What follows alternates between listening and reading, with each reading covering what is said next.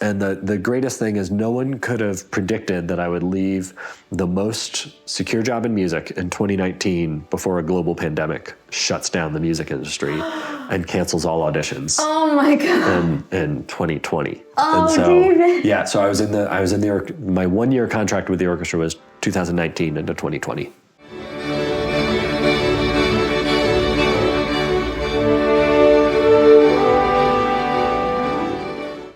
And welcome to the Orchestrating Your Career podcast. I'm your host, Rebecca for short, and I'm a clarinetist who studied at the Eastman School of Music and then went to London to get my master's and PhD, both at the Guildhall School of Music and Drama. Having shifted pathways in my own life, I love hearing about the varied careers musicians can have and how they got there. And that's precisely what we're exploring in this podcast. As I sit down with music graduates to chat about their unique musical journeys, hear their hard-earned wisdom, and learn about how they're orchestrating their own careers. For today's episode, I had the pleasure of sitting down with David Young, Assistant Principal Bassoonist of the National Symphony Orchestra. David did his undergraduate degree at Northwestern University and then went to the University of Maryland to take part in their Woodwind Quintet Fellowship. He actually left his master's studies early to go and play with the Bergen Philharmonic Orchestra in Norway for a few months, and then came back and spent 4 years in the United States President's Own Marine Band. That's when we get to one of the craziest parts of David's journey, when he decided to leave the Marine Band and take a 1-year position as second bassoonist for the National Symphony Orchestra. During that year, COVID hit, shutting down the music industry, and David found himself unemployed with a young family to support. It's inspiring to see how David never gives up on his dream of playing in a major symphony orchestra, and it's amazing to hear how he reaches that goal to now be, in his words, living the dream. David is also overflowing with advice and shares so many tips and ideas of things you can be thinking about along your own musical journey. You're listening to David playing Mignon's Valse Improvisata. Stay tuned till the end of the episode to hear some more of this performance. And now, let's get right into the interview.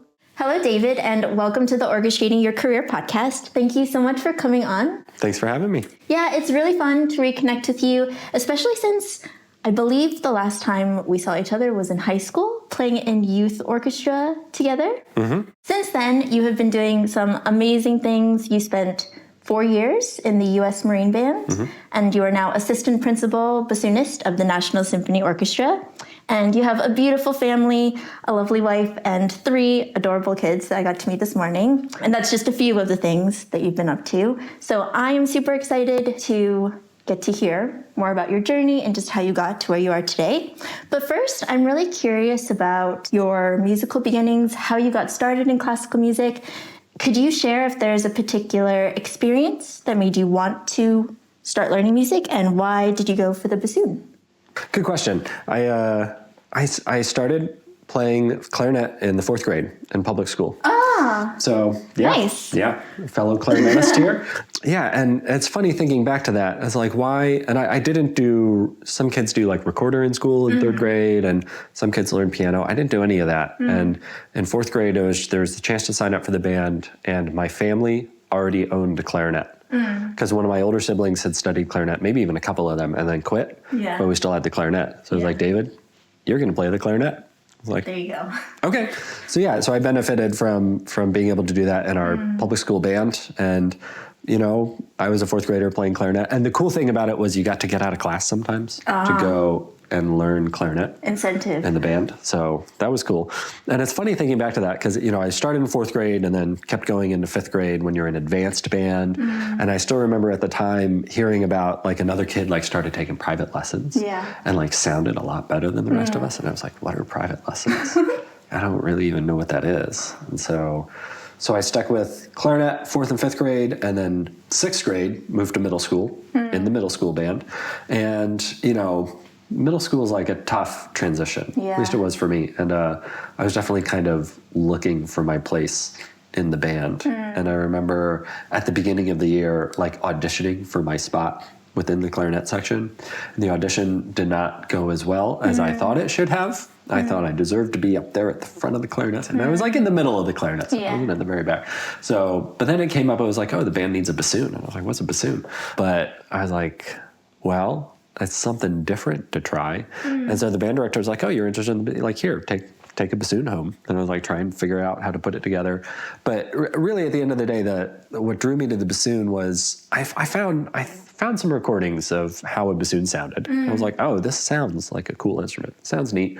But honestly, the main thing was like, I could either be one in a section of like 12 clarinet players, or I could be the only bassoonist in the band. And I was like, I'll be the only bassoonist in the band. Amazing. And the band director was basically like, if you're going to study the bassoon, you have to get private lessons.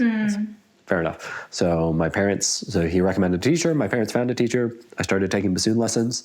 And so I was doing it mostly just to like try and be different from the main people. I was a non-mainstream kind of middle and high school student. And so the bassoon just fit right into that. I'm going to be a little bit different. So I wasn't like impassioned about classical music or anything. I was just playing bassoon in the band. And like making friends in the band and that kind of thing. That's what kept me in it. So then how did you decide that you wanted to major in music and go study it? Because that sounds a little more serious than how you're feeling when you were just starting. Yeah, and that was just a gradual process over the course of high school in particular, I would say. One of the things that started getting me thinking that direction, I just enjoyed playing the bassoon, and I was pretty good at it. I was making like county and all-state band and that kind of thing, and like going and playing solos at festivals, just like doing all the normal band kind of stuff. What started getting me more serious about it, though, was the experience of going to different summer music festivals. So when I was in middle school, I went to the Interlaken festival at the younger age, it's only for 3 weeks. I think I went. So I went for 3 weeks of that. And that was my first like summer music festival. And that was band. When you're there, you audition and you can be either in an orchestra or a band. So you could be in an orchestra in middle school. Yeah, 8th grade is when you get out there. I thought I was good enough to be in the orchestra, but once again, my auditioned achievements didn't really match up with my self-assessment of my playing. So I was in, there were like 2 levels of orchestra and a band. I was in the band. I didn't play in one of the orchestras that summer. So that was definitely like moving from being the big fish in the small pond to a little bit bigger of a pond, and like, okay, another like humbling check-in with like, I'm not the best bassoonist here. But so I kept doing summer music festivals after that. I'm trying to think. I think the next one I went to was the Masterworks Festival in 2006, where we were together. And then I went to the Brevard Summer Music Festival as a high school student. I went back to Masterworks again. And then after high school, I went to the Eastern Music Festival. But each of those places, I think I just realized like how much I enjoyed it. I enjoyed it socially, but I was also starting to really enjoy it on the like actual musical front. I was like, oh, I really like this. And then I think what also did it is that was the first time that I was actually exposed to people who were doing music for a living in the form of my teachers. Like until then, like my private teacher wasn't doing it full time for a living. When I was just here, when I was growing up in Maryland. And so that was the first time I was like, oh, wow, it's like that person's job is like being here to teach me. And like, some of them they had academic teaching jobs somewhere. Some of them also played in orchestras and that kind of thing. And so I was encountering people who are actually doing it full time. I was like, oh, you can do music full time. That's a real thing. And so that got me more and more interested in it. But if you had asked me like junior year of high school, what do you want to do? I would have given the answer like I'm pretty equally divided, say, between music and I was really interested in the math science side of things. I was interested in physics, and like I think actually when I was a real little kid, if you had asked me, I would have said I wanted to be an astronomer. I really loved space stuff. But as I got older, I was like, well, maybe I'll like build rockets or something. Like I'll be like aerospace engineering or something like that. And even like toward junior year of high school, I was taking a lot of AP classes. I was very academically involved and committed. And And I would have said that I was kind of divided between those two interests. Yeah. But then by senior year of high school, I took one non-music academic class. Wow. It was English, my last requirement. And then the rest of the day was entirely music classes. Amazing. Which was like really sweet that I was able to work it out that way. But even then, so I applied to some conservatories, but when the school I ended up going to, Northwestern, I actually applied there as a dual degree student in bassoon and physics, of all things. So it was a very gradual, like, eventually just deciding like, what I actually do want to pursue music as a career, as a passion, and kind of like slowly saying goodbye to the other option as a career. Yeah. And I don't know, I feel like it's kind of an intangible thing that leads you to make that decision. Like when I go back, I listen to Jordan Peterson sometimes, and one thing that he brings up is, who can define where their interests come from? Like where, you get interest, why do you like one hobby over another hobby? And that's something that is kind of inexplicable. Like where does it come from in me that's the thing that I enjoy doing, and I decided that I wanted to try and do with my life versus something else. So I even got accepted to Northwestern as a dual degree student. Yeah. And it was like a month before I showed up that I was like, I'm dropping the physics degree. Oh, wow. And that's how long it took me to actually fully commit to just music. But I was kind of looking at like what my course of study would be like and everything. And I was like, if I try and do these dual degrees, my academic courses are going to be like 100% locked in order to get all the requirements in, which I just also had other interests. And so I wanted to go in college with a freer academic schedule so that I could just kind of choose whatever I wanted. Yeah. That makes sense. Yeah, so I got into it very gradually. There wasn't any single moment that was like, wow, I want to do that. I want to be a musician. It was just kind of like a series. This is what I'm interested in. I had that series of teachers that showed me this is a possibility. This is a real thing. And so from there I was like, okay, I'll try and do it. I'll go for it. Yeah. Just taking a step right back before Northwestern. So when you were looking at conservatories versus universities and considering where you wanted to apply, can you talk a little bit about that process and what you were thinking and why you decided on Northwestern, if there was any other reason aside from the sort of dual degree possibility? Yeah, so I applied, let's see, I've been thinking through this as I'm guiding a student through it right now. I applied to 7 schools. 3 of them were universities and 4 of them were conservatories. I think I'm getting that right. And so I hadn't really totally narrowed it down in one direction or the other. And again, it's another example of like thinking pretty highly of myself as a bassoonist, as a high school bassoonist. We've got a continuing theme here. And so I was, I auditioned at top places to audition. I auditioned at the Curtis Institute, at Juilliard, at the Manhattan School of Music, at the Cleveland Institute, and then I auditioned at Rice University, University of Maryland, and Northwestern. And I got into Northwestern and the University of Maryland. So when I applied, I didn't actually particularly think that Northwestern's where I wanted to go.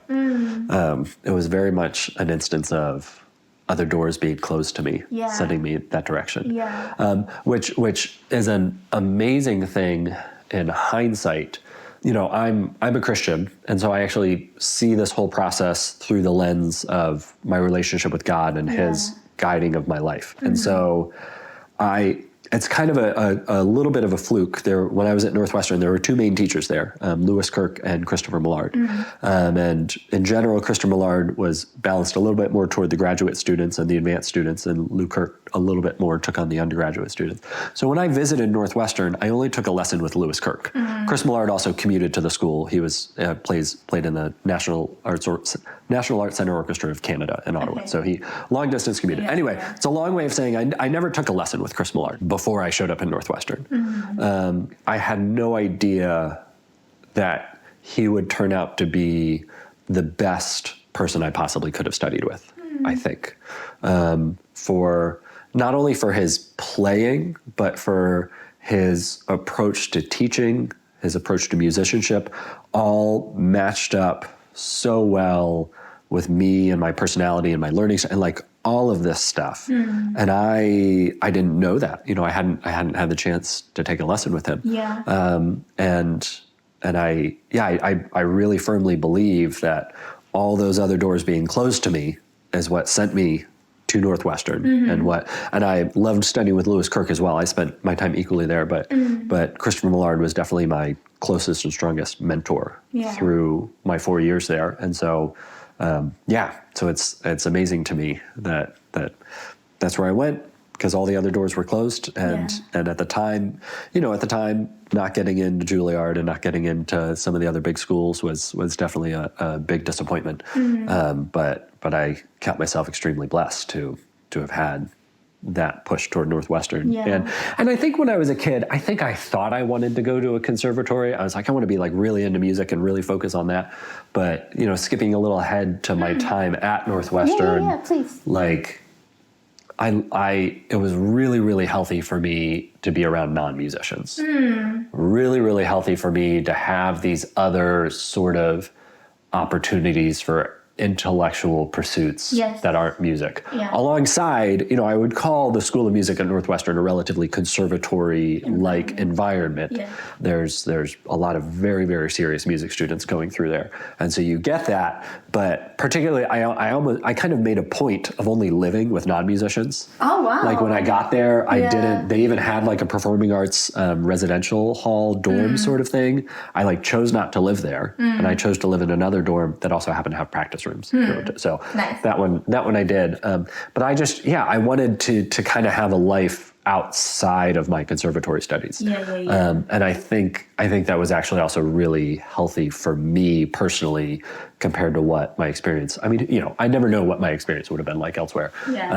But I lived with non-musicians. And so like, if like orchestra rehearsal was going badly or like something was bad in the School of Music, I went back to my house where I was living with other guys who had nothing to do with it. And like maybe before showing up and meeting me didn't know what a bassoon was. And like, that was fine. They were doing other really cool stuff that then I was exposed to and able to learn about. And so I think, kind of answering it from the perspective of what should students be considering? I mean, if you're very serious about, I want a career playing my instrument, then I think the most important thing is the teacher that you're going to study with. Beyond that, though, I think it really is worth considering, the kind of environment you want to be in, and thinking about, like, do you like college football? Do you want to be able to go to football games? I went to starting like sophomore year, I went to all of Northwestern's home games. And I loved it. I was going to ask sort of what your experiences were like outside of music at Northwestern, because I went to the Eastman School of Music, which was attached to a university, but I hardly ever got over to that campus. So I felt like my time at Eastman, and then I went to the Guildhall School of Music and Drama, which was also like music conservatoire environment. So I felt like I can't even quite imagine going to football games or sort of getting that more university experience. So what was that like? How did you take advantage of all of those other opportunities and offerings that were available? It was great. Like I had a really positive college experience for sure. It was awesome. I mean, the School of Music was definitely my, where I spent the vast majority of my time. Another thing for students to think about is I benefited a lot from having a lot of AP credits from high school that Northwestern recognized. Right. So I know, there's some schools don't recognize it. I feel bad I have a student who does international baccalaureate, which I'm like, that seems like an awesome program. And it makes me sad that colleges don't really recognize that in any way whatsoever. So I took a lot of AP classes. So I showed up at Northwestern with most of, they call them distribution requirements, but like your general ed, stuff you have to take outside of the School of Music. I showed up with all but 2 of those taken care of. So I like 10 out of 12. And so that gave me a lot of freedom. So one, I actually took a lot of extra music classes that I didn't need to take, but musicology, music theory classes I was interested in. And that gave me some freedom to take German and to take one quarter. I didn't learn it for real. Yeah. But the School of Music, I spent a lot of time at the School of Music. That was very much like the core of my work, and I had a lot of friends there. Outside of that, I was really involved with an undergraduate Christian fellowship, and so that was primary. That was my other primary social sphere, was being involved in that and kind of the service projects that they would do, and that's where I met people that I ended up living with, which were a big part of my undergrad experience. And then, just the larger university, I showed up at Northwestern and it was like, for me, it was kind of felt like the right size of university. I think it would be fair to describe it as a relatively mid-sized university. When I was there, it was something like 8,000 undergraduates. And so, the campus isn't overwhelmingly big. There's only one campus, well, other than law school, medical school downtown. But there was always so much going on. Yeah. There was a lot of student theater, which was really cool. A really strong musical theater program happening there too. And just student-run theater organizations and student-run comedy groups and all kinds of stuff like that. So I just feel like, again, being connected to friends that weren't part of the School of Music who are into that other stuff is like, I'll go see my friend in this comedy group thing. And I'll go see another friend do like the complete works of Shakespeare in 30 minutes or whatever that silly play is. I got to do that stuff. And I think freshman year, I was a little bit more like pigeonholed into the School of Music. And then by sophomore and junior year, I kind of was like sticking my head up a little bit more. And that's when I started going to the football games and like getting like pretty into college football. Oh, cool. Yeah, it was fun. And the years I was there, Northwestern was okay. It was like Northwestern's gone through some phases of being very, very bad. When I was there though, we had some winning seasons. We went to some bowl games. It was actually a lot of fun to like go to the football games and be a part of that.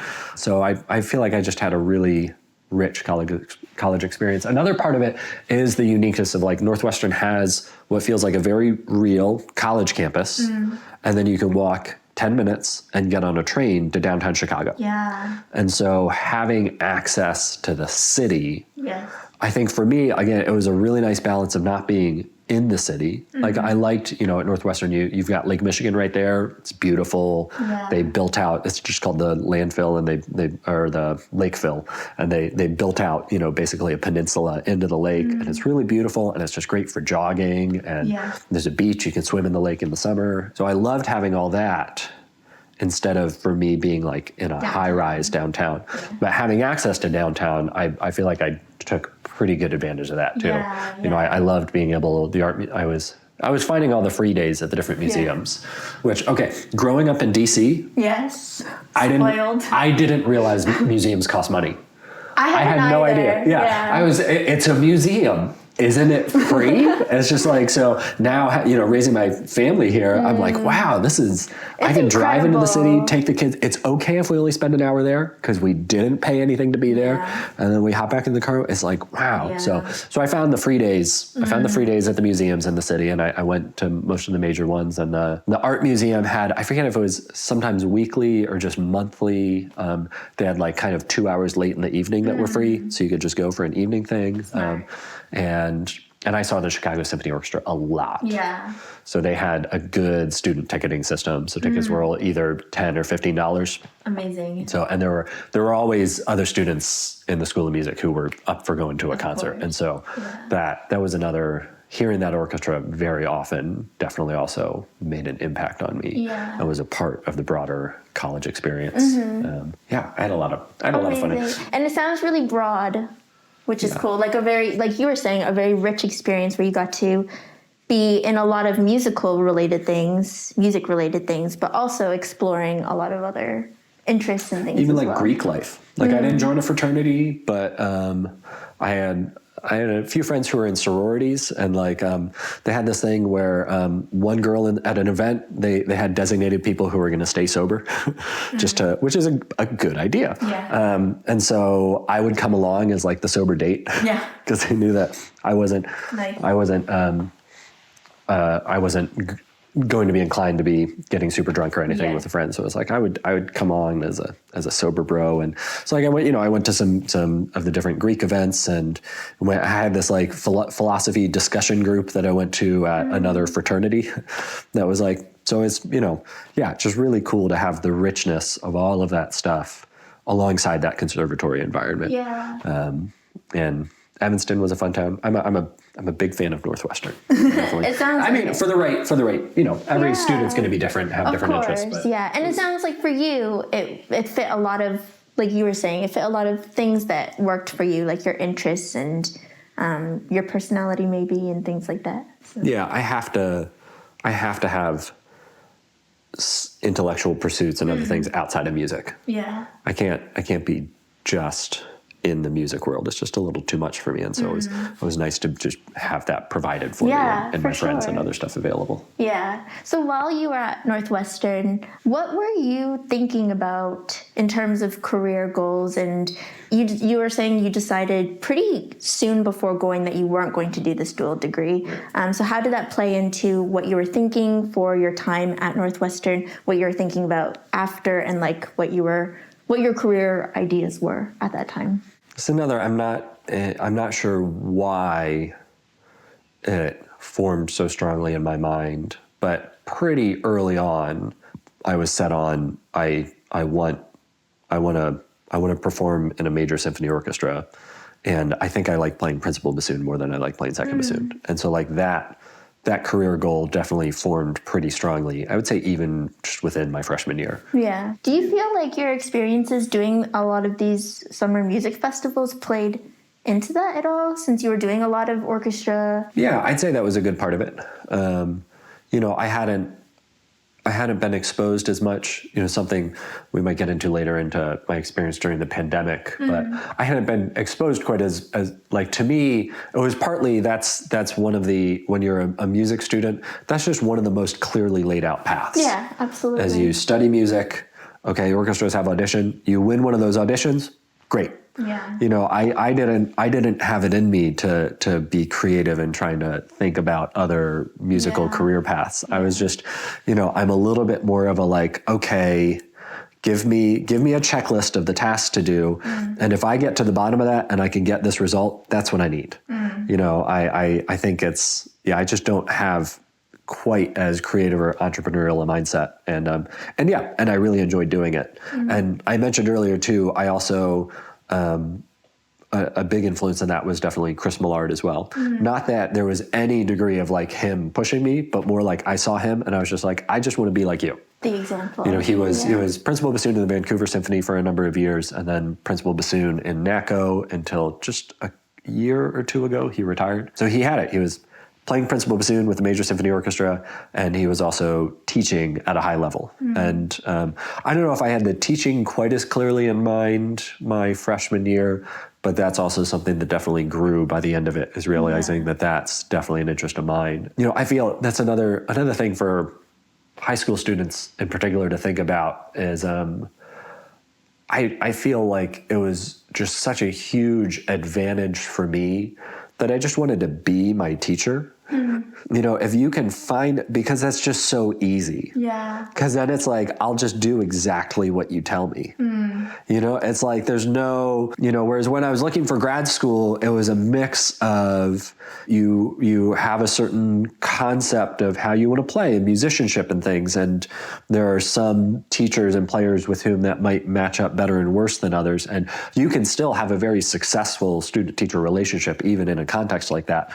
To me, it's just easier if you don't have to manage that discrepancy. Yeah. If you can just show up and be like, yeah, I want to sound exactly like you, so I'm going to try to make reeds exactly like you, and I'm going to try to play the bassoon exactly like you, and I'll see if I can just try and have a career like yours. And so like, it sounds, I don't want to sound like a sycophant or anything, but I'm like, that's just that it kind of laid itself out pretty easily for me of that's what I want to do. And I think for him as a teacher, I think he recognized that, and he was like, all right, let's go. Yeah. Let's, I know what it takes, and I'll try and guide you through what it takes. Yeah.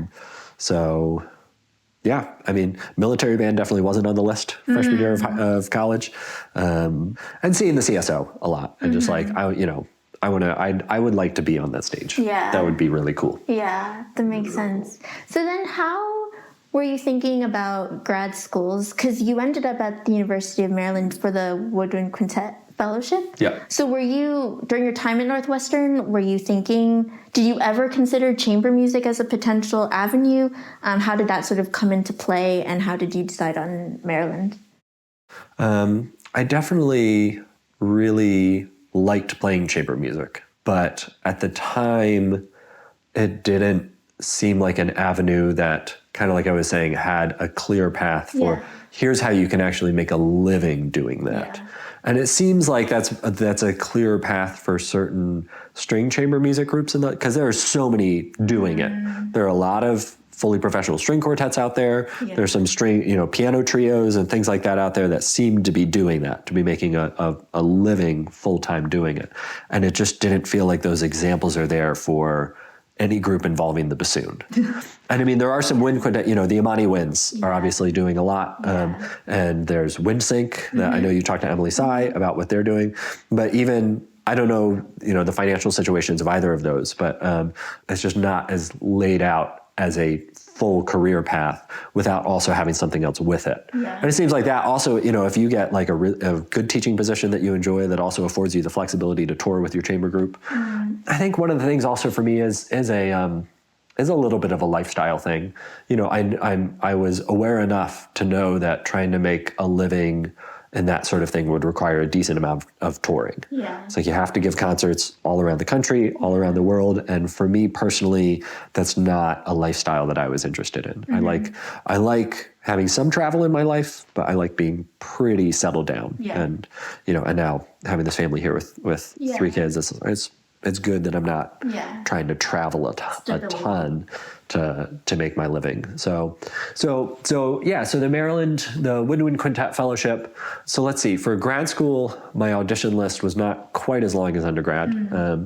And it's worth noting, I also started taking professional auditions. The very first audition I took I tend to draw the line at, some people would say living wage. I'm like, if they offer health insurance, then that's like a professional if you have benefits, so the first time I took any sort of audition for like something with benefits was for a 1-year position. And I took that audition during my junior year of undergrad because I knew, enough to know that auditioning itself is a skill. Yeah. So I got to start learning how to do that. And I was like, okay, if I actually want it, then maybe I'd take a year off from school and try, I don't know. But it was mostly, I was doing it to take, I was able to get a ride with someone else to the audition and I stayed with I was like, it's a relatively free audition to take. So I'm going to go and try. But then senior year, I took a few professional auditions in the midst of taking grad school auditions. So senior year was busy with a lot of travel. I'm like, I'd have to pull out my spreadsheet to know how much and to remember which professional auditions there were. But yeah, there was a lot going on. The Maryland decision, let's see, it was a lot of things. One of them was Sue Heineman is a great teacher, and I knew that I felt like I could do well working with her, especially with, getting into that next stage of like, for me, the reason I'm in grad school is it's the place to be while I'm preparing to try and win an audition. Yeah. I wasn't particularly interested in having a master's degree in terms of the utility of that. I think I'm correct in saying that Chris Millard didn't officially get a bachelor's degree. I'd have to, someone might check me on that. But I believe he had completed 3 years at Curtis before winning principal in the Vancouver Symphony. I might be wrong about that story. But anyway, so I had this, I knew that to have Chris Millard's job, I didn't need a master's degree. Yeah. But I needed a mentor to help me prepare and take auditions, and I needed like a home base to be playing music and working with colleagues and all of that kind of thing. And so, so I saw the fellowship program, and I mean, a really big incentive of it was the financial one. Yeah. The tuition was fully paid for, and you had a stipend for being there and being part of the quintet. And I was like, okay, that's really big. Its proximity to DC I was like, okay, you know, one of the things that I had been advised, and you know, I think your experience in London reflects this, is like wherever you head for graduate school or that kind of work, like make sure it's a place that you would be happy to be for a while afterward. You know, if you're trying to find a city to like figure stuff, like if you're, you know, if you like the idea of freelancing in New York, like try and go to school in New York and then just stay. You know, when you're getting established and making relationships in a certain city, it's just helpful, you know, to be there already and to continue there. So I think that's really good advice, because I don't think I was thinking about that at all when I was looking at master's programs. But I think generally the experience you get during your master's degree is you're creating a lot of professional contacts, and those can really benefit you after you graduate. And so if you are thinking ahead and thinking, you know, oh, maybe I will pick a place, a location that I could see myself staying, like you were. I think that's really smart. And again, it's not determinative. But, you know, I do know a lot of Rice people that like are getting chamber music stuff going around Houston. You know, and a lot of the New York people seem to stay in New York and freelance there. It's just it's just a pretty natural thing. And so it's not determinative, but it's a factor. And so that's another thing. Being honest about the whole career trajectory. At the time, I was dating a woman who got an internship at the Kennedy Center. I was like, oh, so she was at a different school. I was like, oh, DC works for both of us. So that's a factor in life sometimes too, is you have a significant other or something in life, or you need to be close to your family for something. You know, there are a lot of reasons that can send you one place or another. So that was a factor too. I also knew, you know, the fellowship program at Maryland did attract me specifically for knowing that I would have this core group of high-performing colleagues. That was a draw as well, and that was hugely beneficial for me too, having this close group to be working with. And I was always open to that chamber group continuing, and it does actually exist now as a professional chamber group. And I was always open to that, but I also just knew that playing wind quintet music at a really high level was going to make me a much better bassoonist. Wind quintet's really hard. like really sounding good as a woodwind quintet, dealing with the different ways that each of the different instruments produce sound, and it's just like I've played in some reed quintets since then. So for anyone that's not familiar, that's usually oboe, sometimes doubling English horn, clarinet, saxophone, usually either soprano or alto, bass clarinet, and bassoon. So much easier than wind quintet.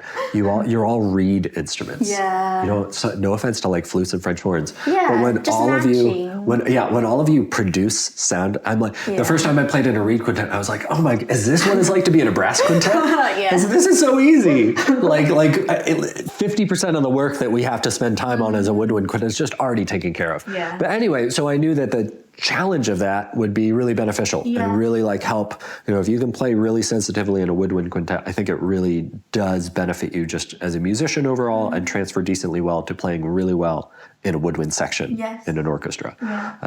So that drew me in as well.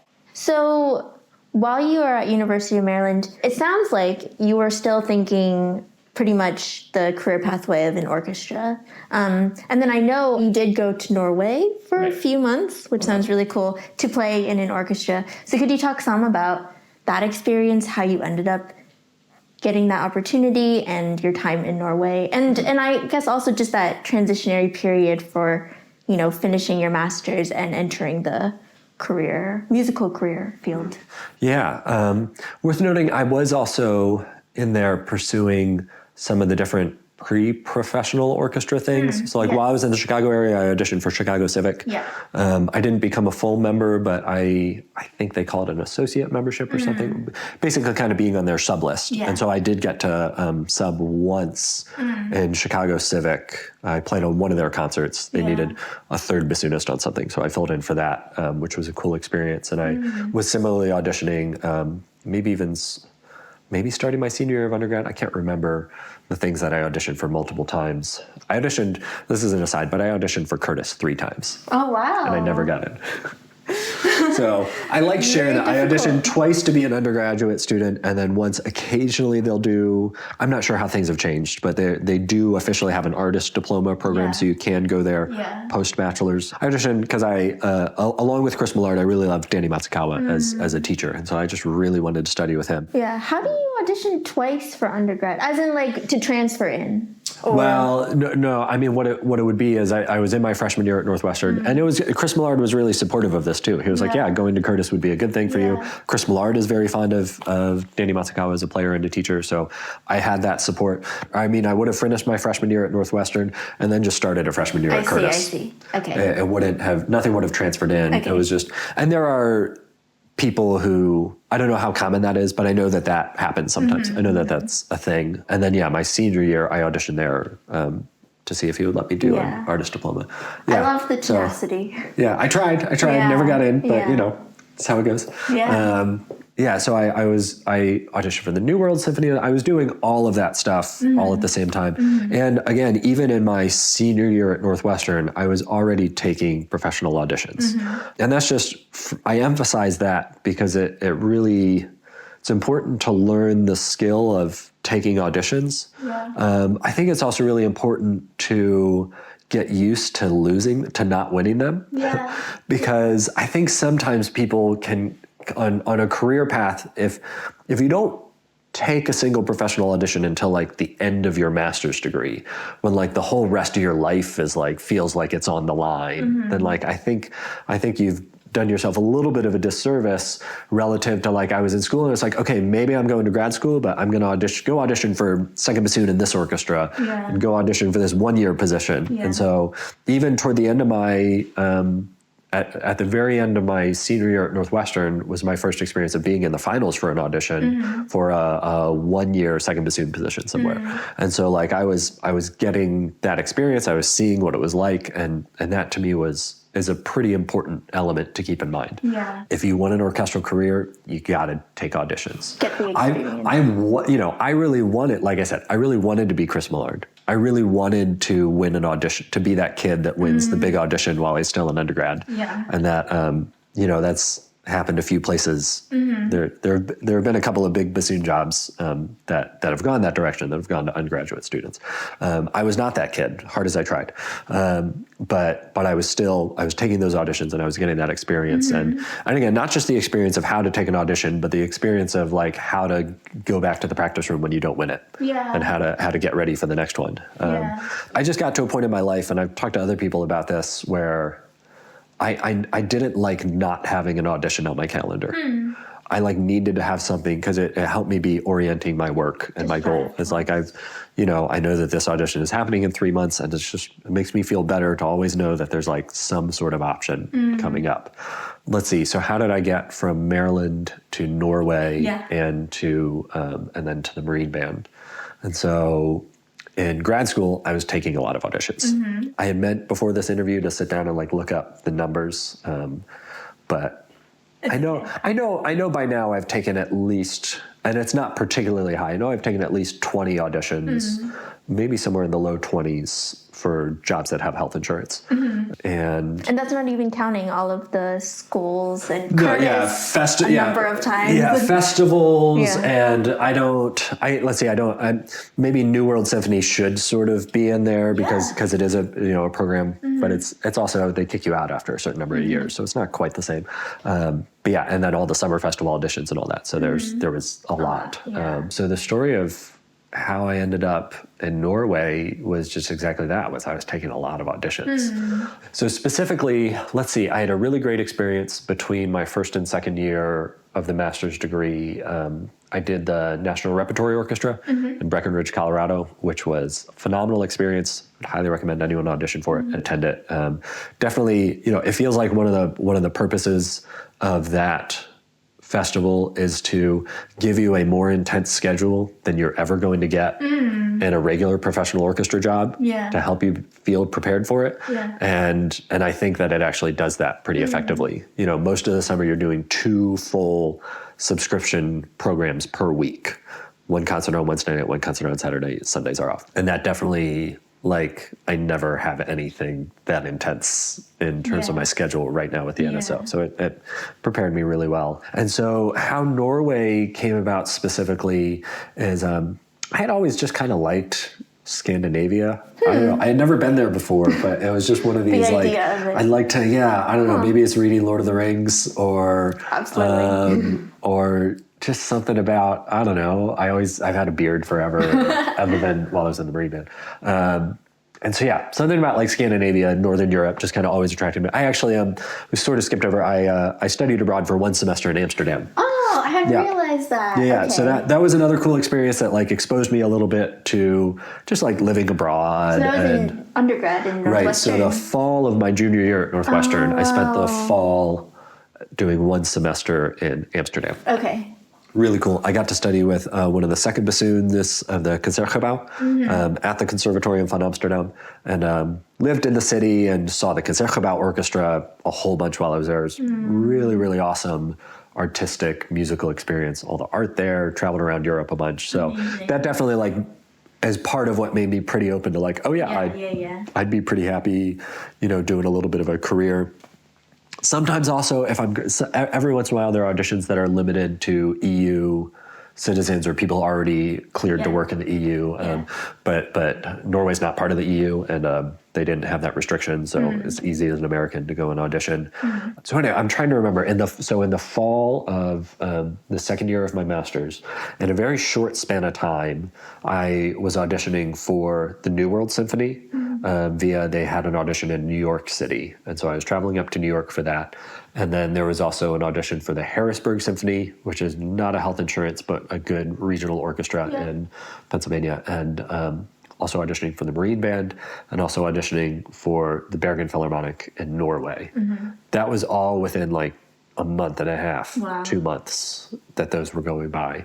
And the Bergen one's kind of funny too. I sent in my application and everything, and I just didn't hear from them. And maybe I did something wrong. I don't remember. And then I was like, I should check in again. And I like emailed them a couple more times. And then finally I got an email back, and it was kind of like I've tried to reach you sort of thing, but you are invited to this audition if you want to come. And at the time that was like 2.5 or 3 weeks before the audition. And so I did it. So I was like, I'll book a flight to Norway. It was October, so flights were actually pretty cheap. As people, for some reason, travel to Scandinavia in the winter. So I did it. I booked the flight. It was actually an audition for second bassoon / contrabassoon. So it was the first and only time that I've played contrabassoon in an audition. So I flew over there for that, and I felt pretty good about the audition. And I was in a final round of 3 people, and that audition ended as a no hire. If I understand, every orchestra has their audition committee and process set up a little bit differently. And it's generally spelled out relatively formally within their collective bargaining agreement or constitution in some orchestras, or whatever exactly document they have. And so in that orchestra, you needed a 2/3 majority of the committee. It's a big committee. They had like 20-something people in the committee, which my understanding is relatively common in European orchestras to have larger committees. Someone can correct me if I'm wrong. So anyway, so no one got 2/3 of the committee. So it was a no hire. But I had a positive conversation with the principal bassoon there afterward, and he gave me some feedback on the audition, but he was also pretty encouraging. And he even said in that conversation, I didn't know what to make of it. He was like, you might be getting a call from us. I was like, okay. And so a little bit, if my memory is right, maybe it was just 1 or 2 weeks after that audition that I auditioned for the President's Own Marine Band, and I won that audition, which was amazing. It was pretty wild. I was like, all right, I'm going to be employed after college. I'm going to be employed after grad school. That was huge.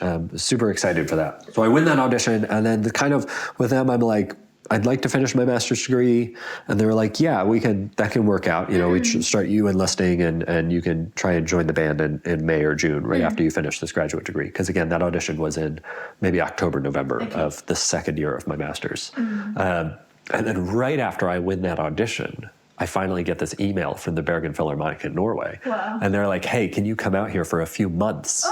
Because their guy was leaving on a certain date, and they needed to schedule another second bassoon audition. So they basically reached out and said, hey, can you fill in from this day until we hold another audition? And so that was going to be from starting in January of the second year of my master's. And so I have this decision, of what to do with my master's degree. And at the time, I was actually also engaged. I was engaged to Christina, Tina, who's my wife now. So that was a factor, and we were trying to figure things out. But the short of it was once again, I had never felt like the piece of paper was something that I was particularly attached to getting, which is a perspective that will come back to bite me a tiny bit as we get later in my career. I mean, it doesn't bite me hard. It's resolvable, but I do come to a place where the piece of paper becomes valuable that I don't have yet. So I talked to my fiance at the time, and it was like we were looking at like, well, do we do like transatlantic engagement? Seems pretty lame. we were planning on getting married in June of the next year, and so it was right around Thanksgiving and for us, it was important to us to be married before we went together to anywhere. And so we're like, well, all right. So we decided to just go ahead and get married. Oh my gosh. And then, I told the University of Maryland that I'm not going to be there next semester, which was received in mixed ways. My departure there. My teacher Sue was very supportive. I think recognizing again the value of the experience of playing in a professional orchestra overseas relative to the career goal of being an orchestral musician, and that's a lot of what that was about, along with like this little bit of a dream of like maybe living in Norway or living in Scandinavia was in our minds. And so we got married like right before Christmas, and then right before New Year's we went to Norway, and we spent about 3 months there playing second with the Bergen Philharmonic, having a really good time. Wow. It was cool. It was it was an awesome life experience. It was a really good professional experience. Just like, okay, this is what the actual pressure of like coming out on stage. The very first concert I played with them was Tchaik 5, which starts off with 2 bassoons very soft in unison at the beginning. I was like, this is a real second bassoon test right at the start. But yeah, just awesome experience. I had like a funny, right when I got there, before I even played with the Bergen Philharmonic, I got asked to sub in like almost their equivalent, maybe technically of their Navy or of their Navy band. So they only had one bassoonist in the band, and he had something come up, and none of the other guys in the orchestra could do it. And they were like, "There's this new guy here." And so before I ever even show up at an orchestra rehearsal, I like am finding my way onto this actual little Navy base in Bergen. And like finding, it's in this like naval bunker sort of building. Anyone who's like been around a military base will know it was like a pretty nondescript building. It's like, oh yeah, the band rehearses in there. So I do a couple of days of rehearsal with them, and then we do a concert in Bergen, and then we do another concert for wind band music is pretty big in Norway, kind of similar to like the British Isles. Like wind band music specifically is a thing, and so there was this like big regional wind band festival that this band was going and playing at too. So I got a ride from someone in the band and went over there, and it was just like, that kind of just characterizes our time there of like, I got to have some really cool experiences. Those rehearsals were at least in English. Once when I was in Amsterdam, I subbed in an orchestra that was rehearsing in Dutch. And it was just like, I was able to like follow along that 1/4 of German that I took. German and Dutch have some similarities. And so like I was able to pick up some stuff, but there was one particularly embarrassing moment in rehearsal when I didn't catch the difference between the words like before and after. Oh no! Like I played 2 after something instead of 2 before, and it definitely stuck out. But like people are just like, silly American. He doesn't know how to speak Dutch. Oh, that's so tricky. Yeah. So just cool, enriching life experiences. And my brand new wife and I had a really great time. Yeah. We traveled a fair bit within Norway. I had a friend doing a Fulbright scholarship in Florence. We visited him. Wow. Yeah. And so I when I did that, what made that really amazing is one of the things that can be a little intimidating about taking a job overseas is the challenge that it can be to come back to America. Yeah. It's like auditions are really competitive. So like just that factor alone is really hard. Can I possibly come back and win an audition here? And then suddenly when it's so much more expensive and time consuming to take auditions, you're able to take fewer of them than you might otherwise. And so that was definitely kind of in my mind of like, if I take a job over there, I definitely knew it's like I need to kind of mentally be ready to be here at least like 5 years or something like that. And so getting asked to come out there on a temporary basis, knowing that I actually had a job waiting for me when I came back, I was like, this is really best of all worlds. This is really, and we had it in the back of our minds that like, would we go over there and I definitely considered taking the second bassoon audition there. But in our couple months there, we kind of were like,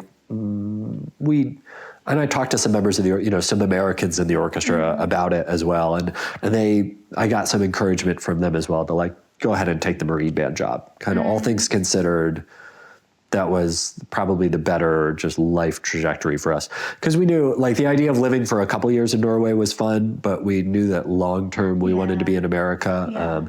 And just the marine band is an awesome opportunity, ensemble, and such a great city and all of that together. So we were like, it's the right decision to come back and take that job. So got back from Norway, and then it was shifting over into getting ready to enlist in the Marine Corps. Yeah. How was that transition into the Marine Band? And did you experience, I know you were only in Norway for a few months, but even some of these challenges that you were talking about expecting potentially happening, did those come to fruition? How did you sort of transition back into life in the U.S.? It's kind of funny. So my wife grew up in Minnesota, which was historically populated by a lot of Scandinavians. She has Finnish heritage in particular, but like a lot of the town name, there's just that part of the country. There's a lot of Scandinavian heritage, and so when we went to Norway, we actually like found culturally like we felt like we fit in fine, and Bergen, we had such a cool spot to live in Bergen. So the root word of the city, Berg, is the same for mountain in German, like iceberg, or it's nicknamed the city of 7 peaks. So it's kind of like in this little valley right on the water with these mountains right around it. And so from our house, we could actually get to the top of like this little local mountain in like 45 minutes, just hiking on foot. And then once you got up there, there were a bunch of paths to hike on, like further into the interior and in the mountains and everything. And like, we like hiking. We're both into outdoorsy stuff. We're both fine with, the philosophy of there's no such thing as bad weather, just bad clothing, bad equipment. And Norway, like it rains all the time. And so like rain pants, raincoat.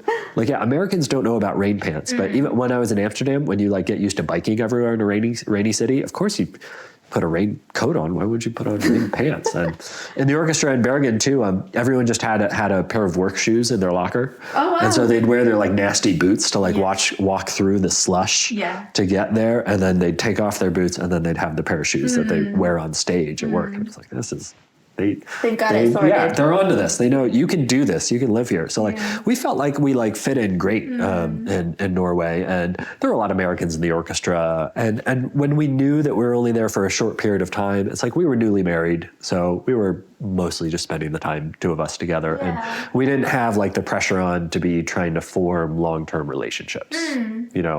It's not like we were like working hard to make friends because we knew that we weren't going to be there long term. Yeah. But my wife would say that she experienced a lot more culture shock moving to Capitol Hill in Washington, D.C. than she did going from Minnesota to Norway. Wow. And so, I don't, however much people know about kind of stereotypical Midwestern mannerisms and culture compared to not just Washington, D.C., but like Capitol Hill in particular as like the epicenter of a certain sort of D.C. culture that's like very, oriented around the politics, around the federal politics that are happening in the city. and just like high concentration of like very high achieving people, you know, a very high concentration of wealth in Capitol Hill.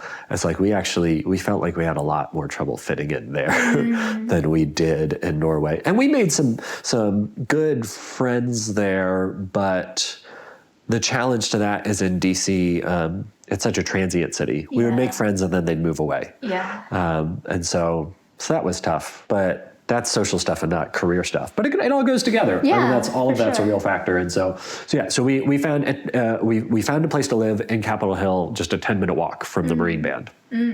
Awesome.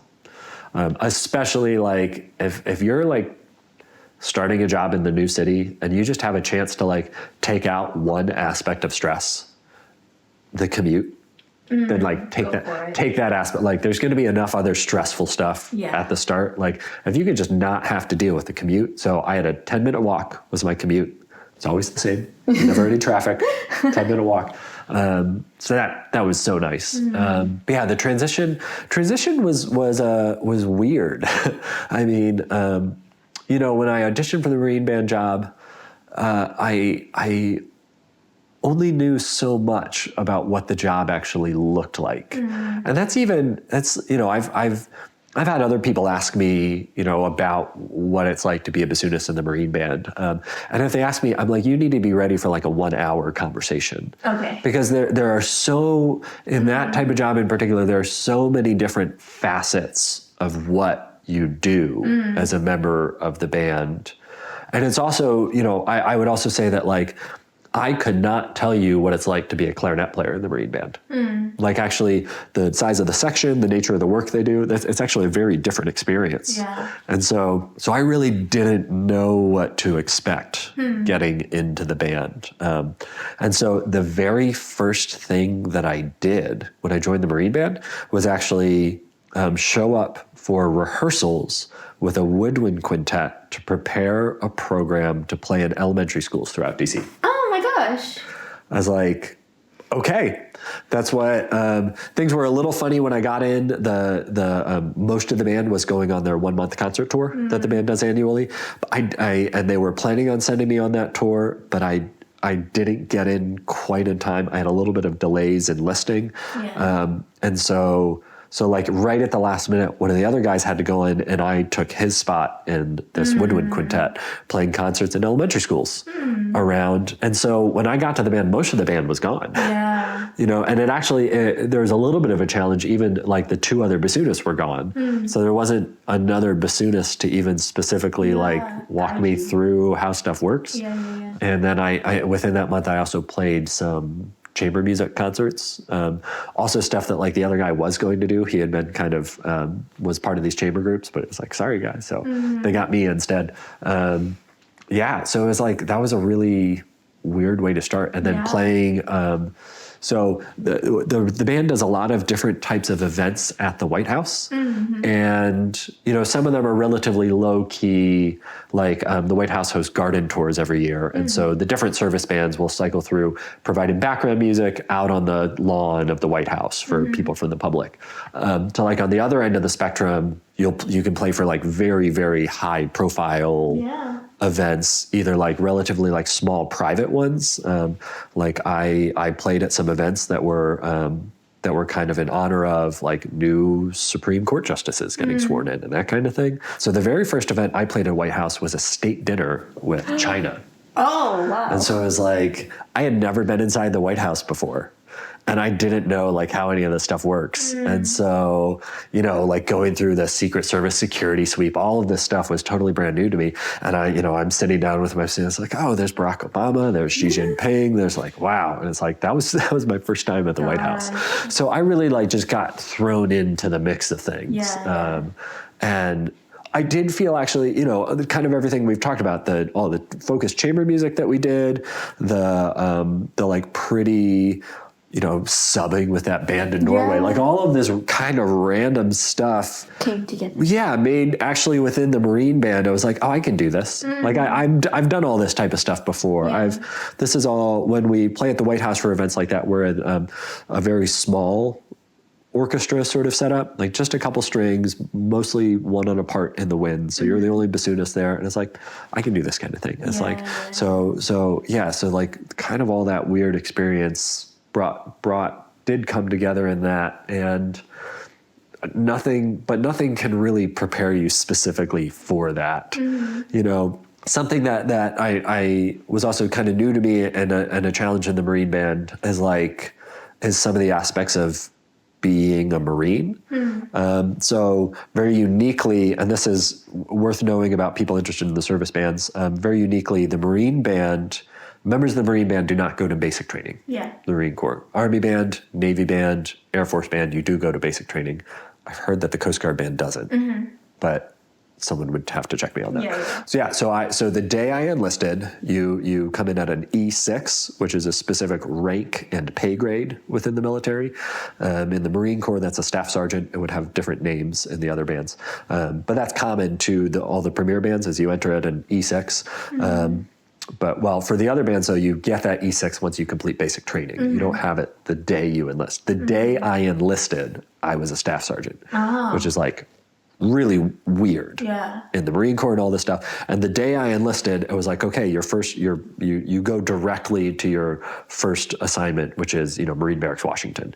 And so you have a certain amount of time to get there to help you move and all this stuff, but you show up. And so it's actually within the band that they like walk you through, like, here's how you be a Marine, and all the like haircut regulations, shaving my face, all of that stuff. And so that's another thing that can be hard to prepare people for unless you like just know other people in the military or you've been around that culture a little bit.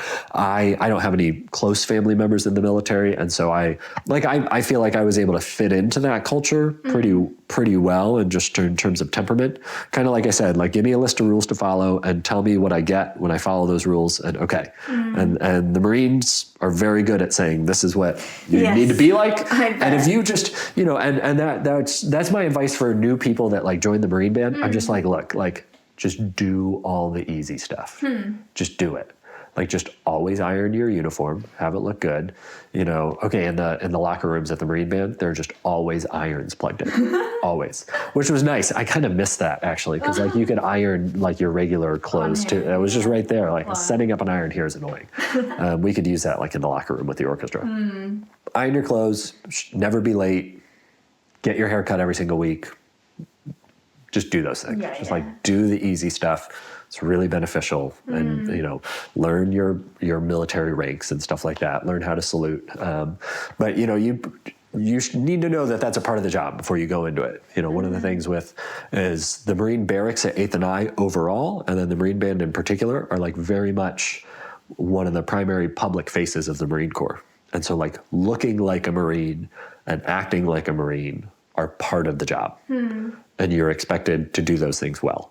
And I think the Marine Band, one of the things I like about the audition process is when you audition for the Marine Band, there's actually an interview component to it. So I like that it's straight up like getting into the Marine Band is not based exclusively on your playing. It's very much primarily on your playing.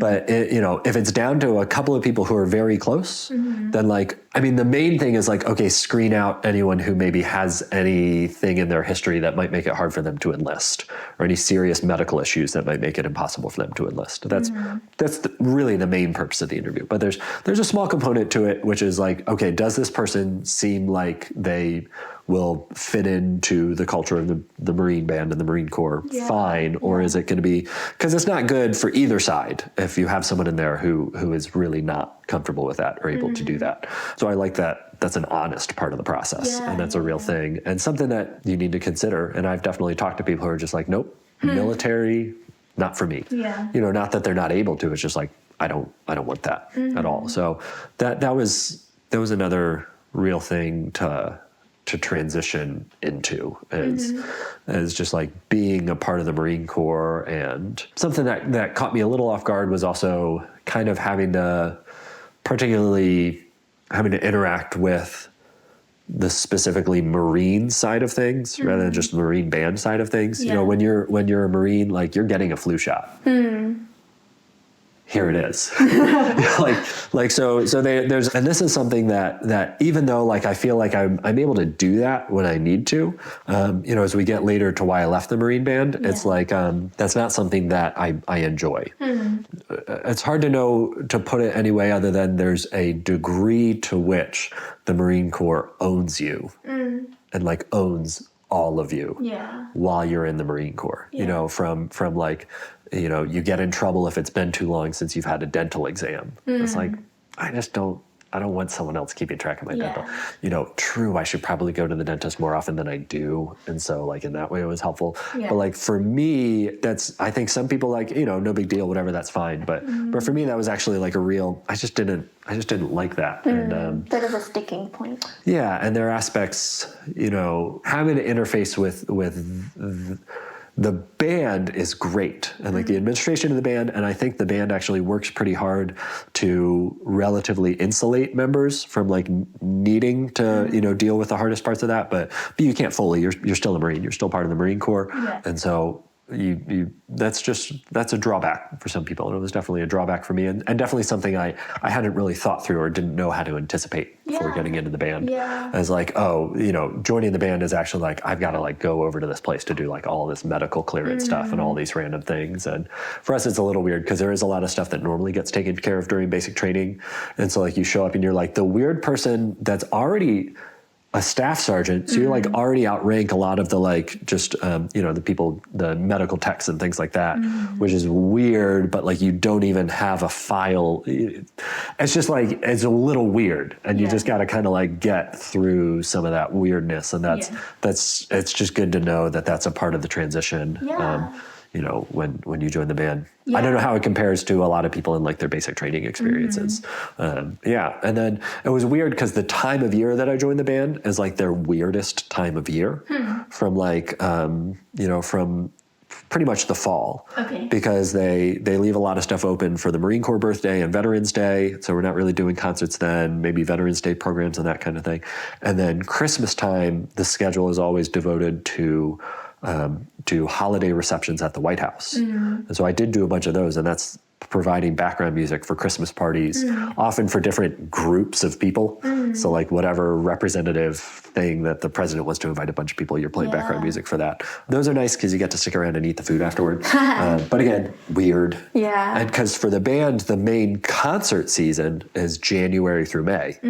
So that's when, especially as a bassoonist in the band, your life that's more like being in what you'd think of as like a regular symphony orchestra job. You have rehearsals during the week, you play a concert on the weekends. It's the main thing you're doing. Sometimes there are other specific jobs or events that'll come in that the Marine Band needs you to go and do, but most of your stuff is just that main stuff. So it's like from January through May, and then once you get May into the summer, it's the summer concert season. So again, as a bassoonist, same thing. The main thing that you're doing is playing rehearsals and playing concerts. In the summer, they're outside of the Capitol. Used to have them at the Washington Monument, which was really nice. I think if I had joined the band in that time of year, in some ways it would have been a smoother transition. So it would have been just doing the normal stuff. Interesting. But so that's when, and again, it's different for other instruments. But that part of the year is like, okay, this is just like regular routine of a normal job in music. Yes. So while you were at the Marine Band, were you still taking auditions or thinking that you were, still having this orchestral dream that you'd always had? And then how did you end up at the NSO? Yeah, I was still taking auditions. Maybe in the very first year in the band, I was in the band, I didn't take any, but then starting after that, I did. What's your, for the contract, are you like contracted for a certain amount of time? Yep, you enlist for 4 years. Okay. And so I always took the attitude of if I got offered a full-time orchestra job, I would figure it out. I didn't know. Yeah. And because on paper, no, you can't get out. Okay. And I didn't know what would happen if I tried to get out. And I never encountered that. And so that's where, I was taking a lot of auditions. I was in a lot of final rounds. I was in a lot of final rounds for a lot of auditions, for a lot of jobs that I would have been happy in. And so I was doing that all 4 years, the latter 3 years of being in the Marine Band. So in my last year in the Marine Band, I was particularly the runner-up for a principal bassoon job in a maybe middle tier orchestra that I think I would have been really happy with that job. And I had a couple other final rounds, and I got some feedback from those, and a lot of things all came together to lead. It's hard to like get back into kind of the mindset of where I was, but I had been getting all of this, but I was in so many different final rounds, and I was really struggling with like, why aren't I winning any? You know, and by so many, I mean, you know, I'm sure other people have been in more, but I at least like 8 oh my gosh, final rounds for, you know, jobs with health insurance. And for, you know, one of those was in Bergen, where I think from the fact that I got that call to go play with them, I think I might have been the top pick within the no hire. Another one I was officially named the runner up. Another one I was like kind of told unofficially, like, you were the runner. You know, I was like, so what's keeping me from like winning these? And part of the answer I got, part of what I felt like was like, I'm just not getting the experience of learning real orchestral style. Like I can play the bassoon really well, but I don't sound like I know how to play in an orchestra. Because it's true, even though I get a little bit of orchestral playing within the band, they do orchestra concerts like once a month through the spring season. I wasn't getting that like real experience of learning to play in an orchestra. And so this is during the 4th year of my enlistment, where I'm having to figure out, do I re-enlist? What do I do? And I had a conversation actually with a man from my church who was older than I was. And I went to him because I was like, I felt like I had a lot of other opportunities coming at me, especially like if I'm settling into this Marine band, it's like, okay, here's like a semi-professional chamber group that I could like get more involved with and get involved in leading. And here's like maybe some teaching opportunities. I had a bunch of students that another teacher was leaving the area, and she was like, do you want some of these students? And I had all of this stuff coming at me, and and I had 2, I think, kids. Yeah, I had 2 small kids at the time, and I was just trying to sort out through like, okay, what am I prioritizing in my life? How am I figuring that out? And I sat down for this conversation with him, and he just really like clearly laid out for me as like, what do you want your life to look like 5 years from now? And I was like, 5 years from now, I want to be playing principal bassoon in a symphony orchestra. Like I was not. The reality was I was not ready to settle in to like, yeah, I'm going to do a career in the Marine band. And my wife was that was a decision we very much came to together. One of the other big things that you need to know going into the Marine band is the 1-month concert tour every year is a real thing. Every section, it's very different how often you're expected to go on that tour based on the numbers in your section and the numbers that go.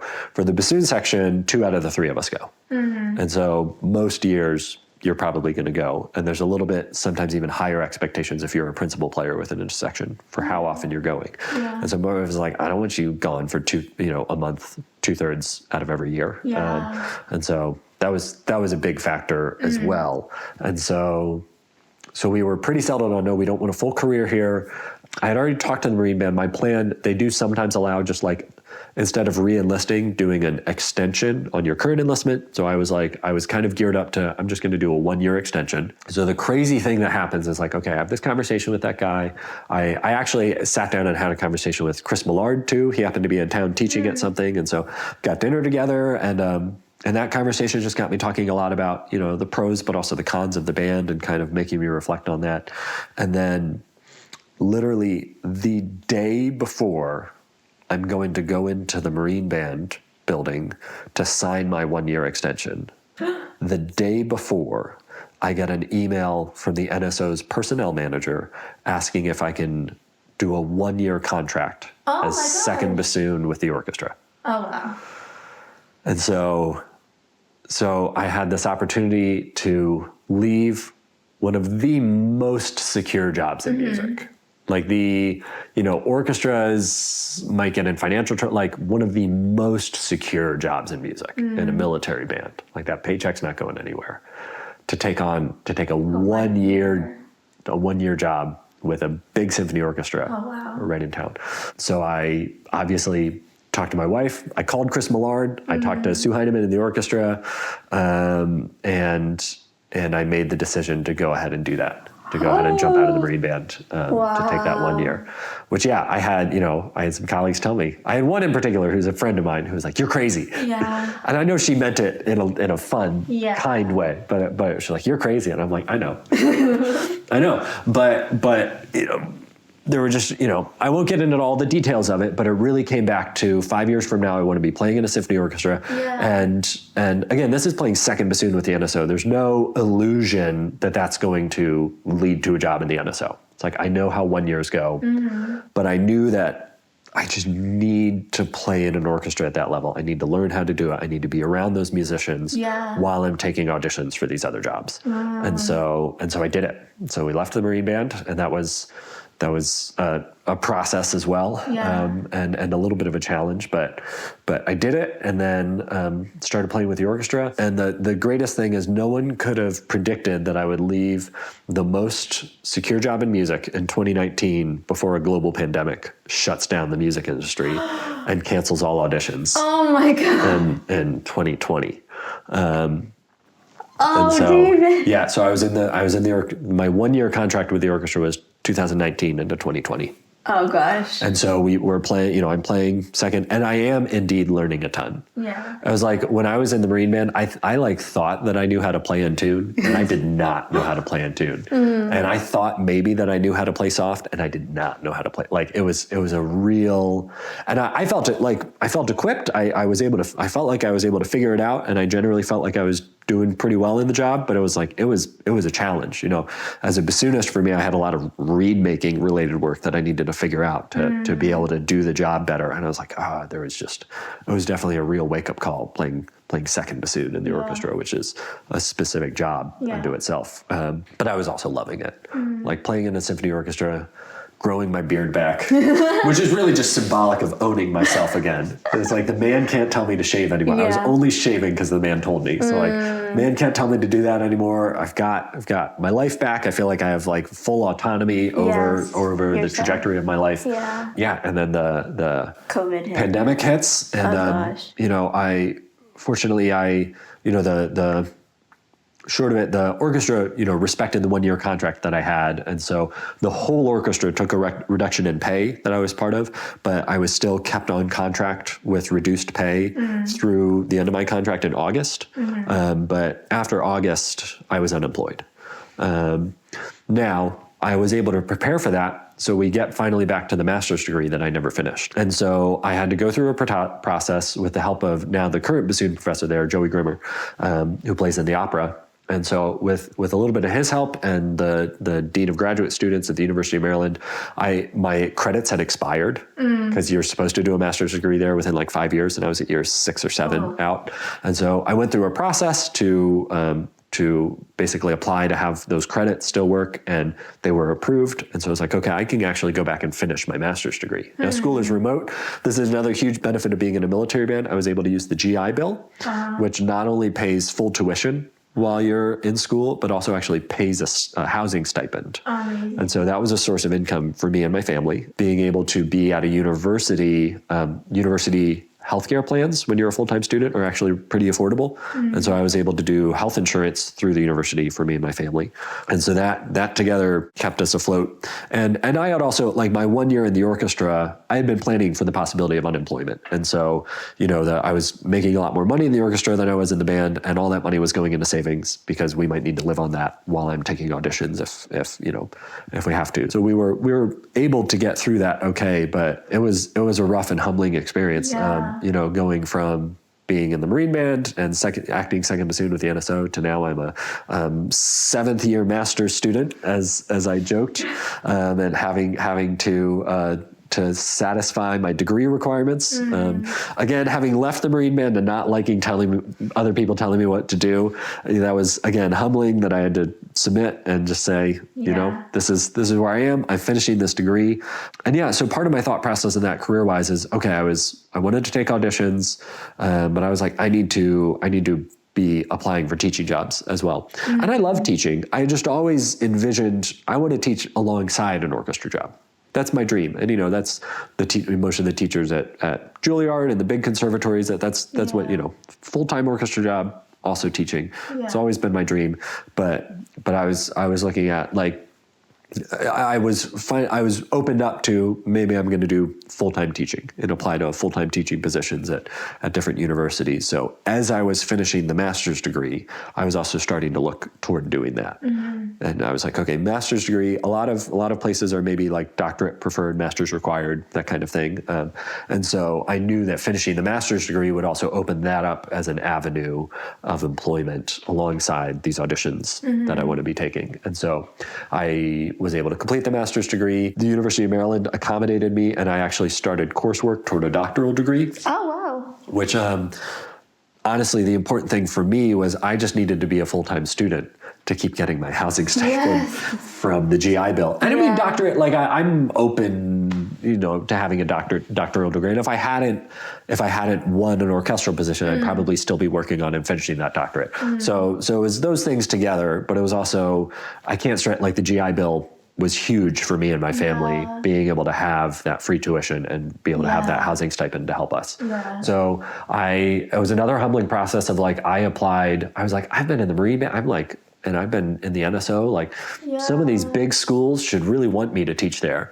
And I was like, nope, not when I've never, even had an adjunct teaching position or anything. I apply, which is and it's not like taking an audit. It's like, okay, I put together my CV, which looks like it's in shambles because I don't know how to, who knows how to format a CV? That's not something, it's not something that generally gets taught in conservatory environment music schools. Resumes, sure. I had a good looking performance resume for sending to orchestras for auditions.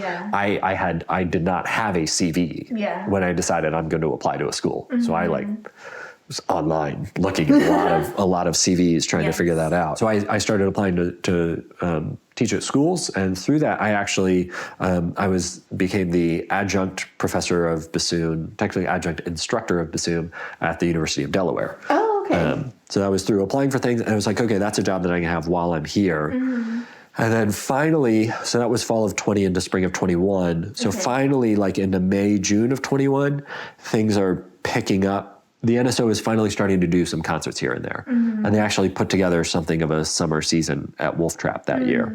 And I had informally from them that, yes, you're still our first call for all of our second bassoon stuff. And so then 21 into 22, for a variety of reasons, I was not made acting second bassoon of the orchestra, but I was functionally the acting second bassoon of the orchestra. They just didn't do 1-year contracts in that year. Honestly, it was just a little part of them saving money coming out of the pandemic. And so that's a concession that the orchestra had to make, because it is a little bit cheaper to hire me as a sub for every single concert than to give someone a full contract.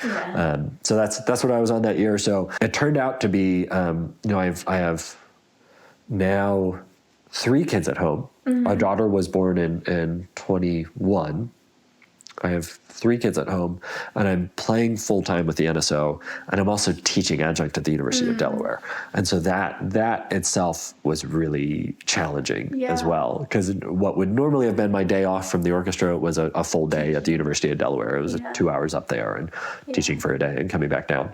But then finally auditions were starting to get scheduled again. And so finally I'm in the midst of preparing for auditions. It's back on the horse, but I kind of glossed over, during the pandemic, it was really hard. And I think it's obviously true for a lot of musicians, but I'll summarize it there were definitely times I wanted to quit. There were definitely music altogether. Yeah. And I mean, not that I had a plan, but just kind of feeling a little bit of despair in it, or just feeling a little bit, I went, and I think musically in hindsight, it was extremely good for me. So during the pandemic, when it was just me alone recording myself. Yeah. And starting to try and put videos up on YouTube. So you were starting a YouTube channel and doing. Yeah. I was, honestly, it was Joey Grimmer recorded all of this one particular scale book and put it online. I was like, oh, that was, to my knowledge, he was one of the first people in America that was just recording etudes and recording complete books. And I was like, huh. I could do that. Yeah, I could record some etudes. And so there was some figuring that out. But like, oh my goodness, it's just like, I had not recorded myself nearly as much as I ought to have in the whole process. I learned a lot about in the pandemic musically about myself through this process of big recording projects. I end up recording two books together that are like one of the biggest cores of biggest part of the core of like undergraduate and graduate bassoon study is these two books of concert etudes by Millard. And I'm like, I'm going to record them all. And like the experience of recording them, and I recorded them such that I needed to play the whole etude in one live take. I wasn't doing any splicing or anything there. And I did it on video to do that. So I learned a ton through that process of forcing myself to do that. And it helped me keep me sane, to feel like I'm doing something. Yeah. I need to feel like I'm achieving something. I need to feel like I'm like accomplishing a goal. Yeah. And then finally auditions start rolling around, and I have to reevaluate my whole process of audition preparation. And there's some things that I learned psychologically, which is, I think, and I've talked to other people taking auditions about this, sometimes there's a little part of you that holds something back when you're preparing for an audition that I think is almost there so that when you don't win it, you like have an excuse. Yeah. It's like, oh, I did, and I think there were elements of my audition prep that were like that. Like I didn't always actually fully throw myself in to doing everything I possibly could to prepare myself for an audition. And I read Don Green's Audition Success book, which was, I find the format of it pretty cheesy, but I find the content of it really helpful. And definitely like just the actual preparing for the audition and in the moments of the audition way to approach it, I found super helpful from that. I also think we can talk about it on your podcast. I had never taken beta blockers before for auditions, which talking to a lot of other professional musicians, I came to learn like just how common they are just for auditions and everything. This is not really a conversation for high school students, but this is something that I wish more people in the music industry were honest about and talked about openly when it comes to auditions and when it even comes to performing professionally in an orchestra.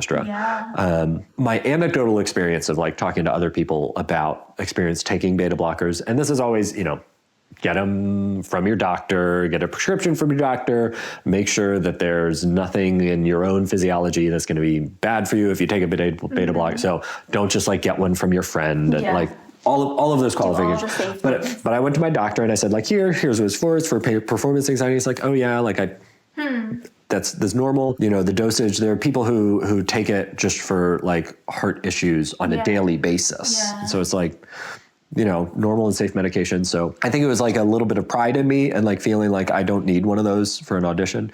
But so finally, like coming out of the pandemic, getting getting ready for rounds of auditioning and everything.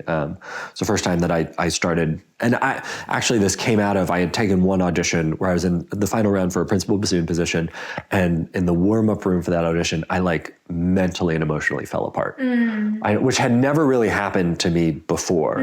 Like I had always felt like I was able to keep it together fine, but I was like, I was falling apart. And this was during the period when, so this was after the Marine Band and after right. So I'm unemployed. Yeah, you're unemployed. My whole family's well-being is on the line for the next 15 minutes of my bassoon playing.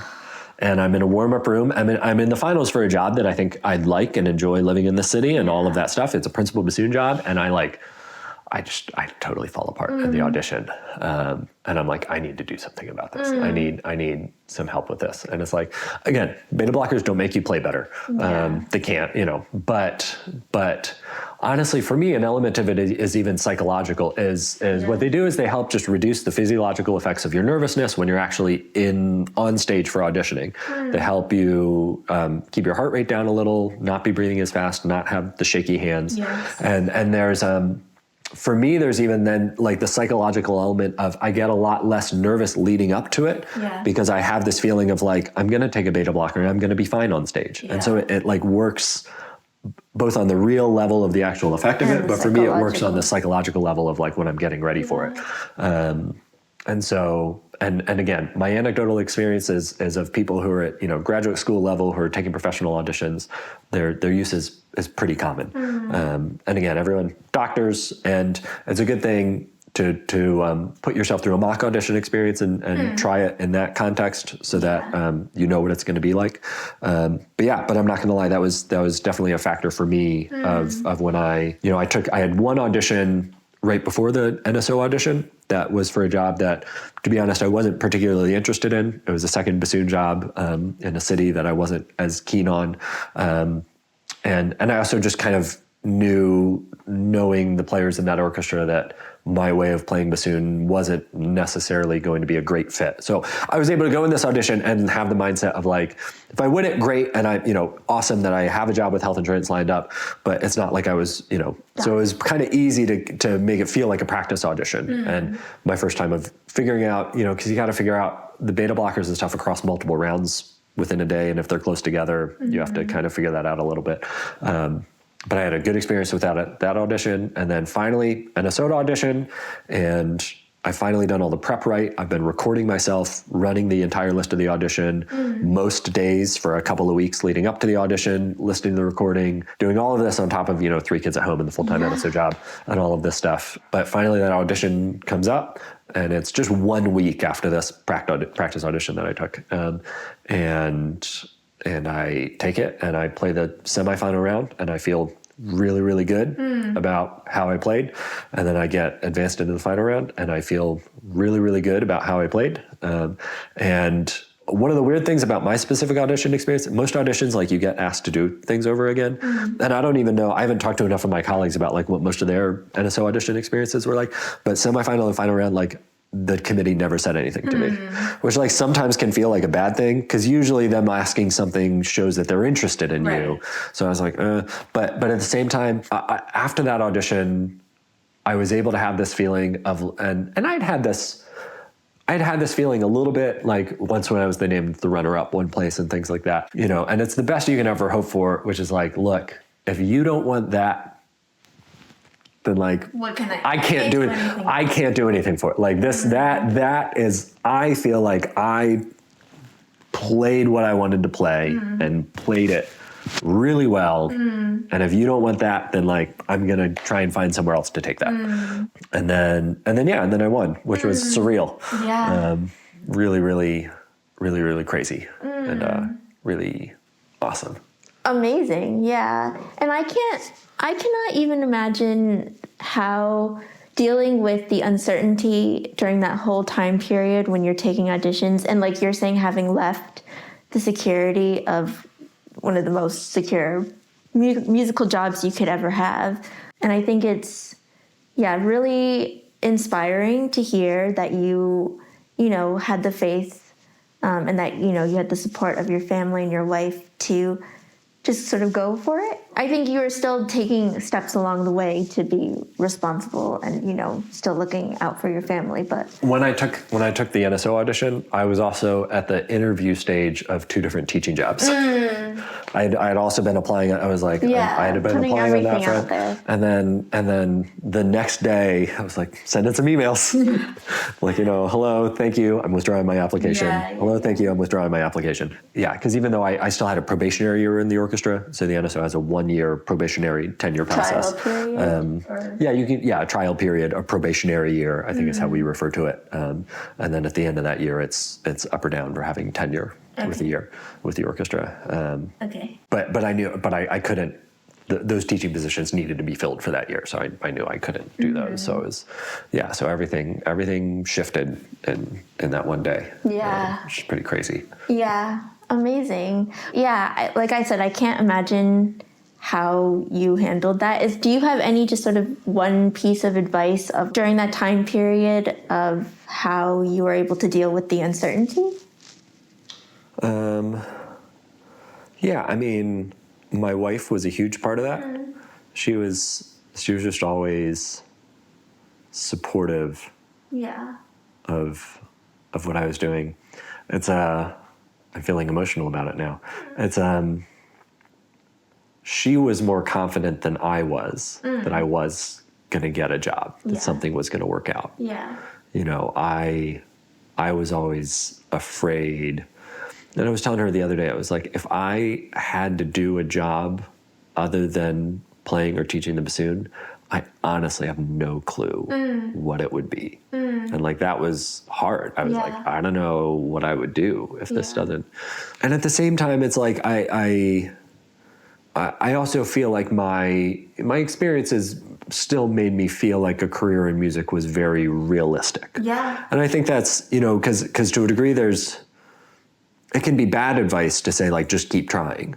Like, no, like if you're, you know, and I don't want to come off as harsh at all, but like, if you've taken 20 auditions and you've never advanced out of the prelims, you should really be thinking about other things, you know, if you're, but I had enough you know, I had done really well in enough auditions. I had, you know, I was getting moved along in the application process for some universities. So it was like, to me, I still always had these encouragements that the goal was, you know, and as always in music, it's never guaranteed, but it was always still a realistic goal. Yeah. So like, sometimes I felt like quitting, but I still had enough people around me saying like, no, like, you're at the level where you can make it, you know, and even in these auditions that I wasn't, you know, like that audition where I fell apart in the final round, I got some feedback from a member of that bassoon section, and she was like, I really like your playing, and it's not right for our orchestra.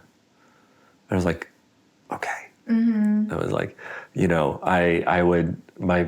around the house we sing a lot, and so I would periodically sing There's a Place for Us, but there's a place for me as a bassoonist. You know, I was a lot of it was just feeling like there's a way that I like to play, and it's finding the place that I fit in. And you know, and I'll be honest, my experience playing second bassoon for a couple of years in this orchestra also definitely helped me have a sense of the type of playing that fits in this orchestra.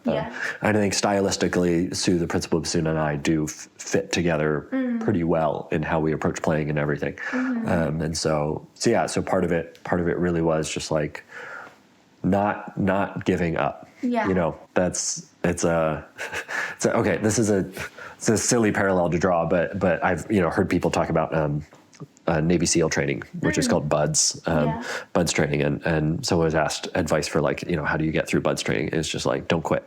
Yeah. I was like, and this is like some of the hardest physical stuff that people are being put through to get, you know, in terms of a trial and strength and all that stuff. And it's just like, the advice is just like, just don't quit.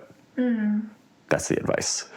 I think it's good advice. There's a lot of other stuff to go along with it, you know, all the training and doing what you're doing right and everything. But yeah, not quitting was definitely a really big part of it. Yeah. And I think a lot of, just from hearing a lot of your journey and your story and how a lot of different things have sort of come into play and are, like you were saying, you know, different experiences in chamber music and being able to play in an orchestra and then in the band, and like it all sort of coming together at the end to put you where you're meant to be. And I think, you know, I'm sure it was incredibly discouraging to go through all of these auditions and get to the finals and almost win all of those other jobs. But, you know, in the end, ultimately, you ended up, you know, in a pretty great place, and obviously where you were supposed to end up. I mean, people ask me now, and it's like, I'm living the dream. Yeah. You know, but to what you just said a moment ago, I do often tell students that I did not go into this business to avoid disappointment. You're going to have a lot. I mean, there are the exceptions. You know, you might be the kid that wins the big job in undergrad. That happens, and good for you. Yeah. Go for that. Try for that. But like, if you're trying to avoid really big disappointments in your life, then consider, consider something else. Yeah, I saw this video the other day, and it really stuck with me. And it was this girl saying that one of her New Year's resolutions for 2024 was to get rejected more, because she said, you know, a lot of times I don't put myself out there, and so because I'm afraid of getting rejected. But she was like, this year I want to put myself out there so much that I get all the rejections. And I was like, you know what, I want that too. Yeah, because it means that you're going for it, and it's like, I feel like you've really shown that in a lot of your story. Yeah, like I took 20-something auditions. Yeah, you were always going for it. And except for 2 of them, I got rejected. And I auditioned. But it only takes 1 or 2. Yeah. Amazing. I always finish my episodes with a quick rapid fire, if that's okay. Bring it on. Okay. Who is your favorite composer? Bach. Nice. Favorite piece of classical music? A I'll try and follow the rapid fire rule. And just first thing that comes to mind is a Mozart 41. Okay. Very nice. How about your favorite movie soundtrack? Lord of the Rings. I don't know. Sorry. You don't have to apologize the first thing that came to mind. It's the best soundtrack ever. How about the genre of music you listen to most of the time? With 3 kids in the house? Okay, with 3 kids not in the house, it's been more like rap and hip hop. Oh, okay. Especially in other languages. Oh. What's the most common other language? Well, okay, I just have like just a couple of artists. Like Ep9 is a Korean hip hop group. Whoa. And then recently Residente is a solo artist project of a guy who's in Calle 13. Okay. Sorry, I said 13 in English. Anyway, so he's rapping in Spanish. Cool. But I listen to a lot. I've gone through a lot of phases and listened to a lot of different stuff. But for whatever reason lately, I went through a Kanye phase. I was like, okay. I've never listened to Kanye before. I'm going to listen to all of Kanye.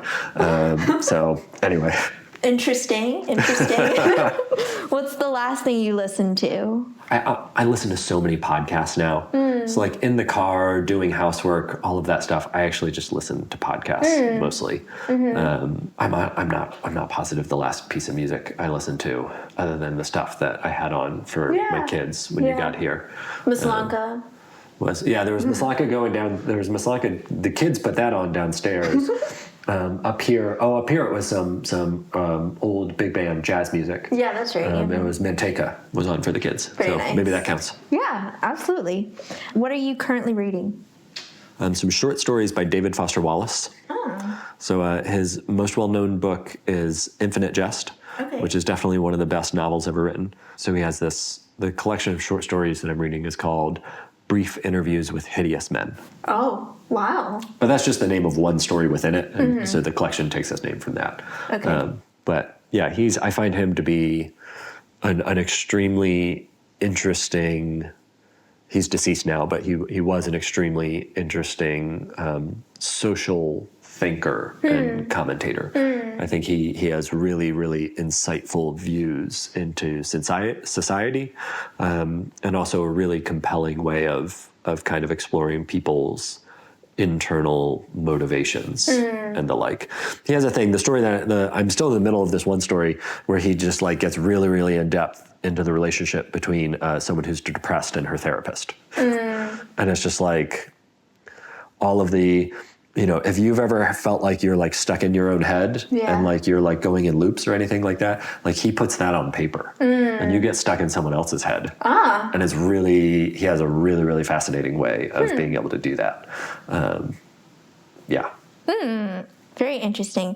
How about a musician you really admire? Chris Millard. Makes sense. Another answer, and coming up, I'm really excited, is Hilary Hahn.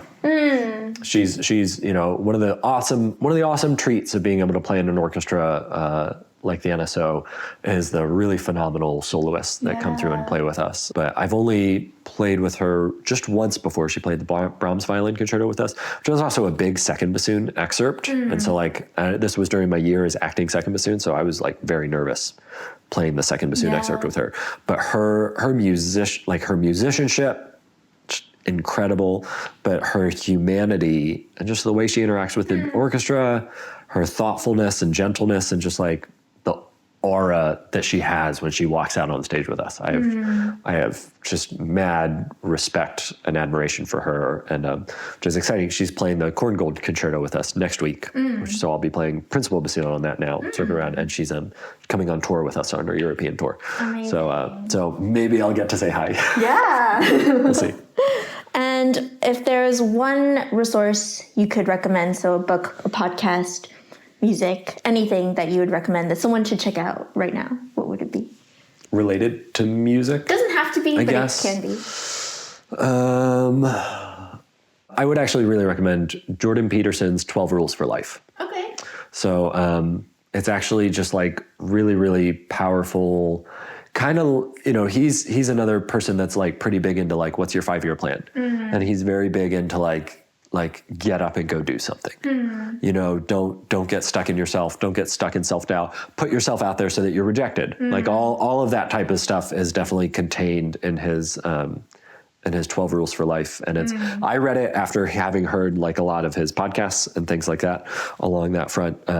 But whenever you think about like his Canadian politics or anything like that, like his book is like really great out there just to help people live lives that they find more meaningful and more satisfied with. And I think that it's a really great book toward that end.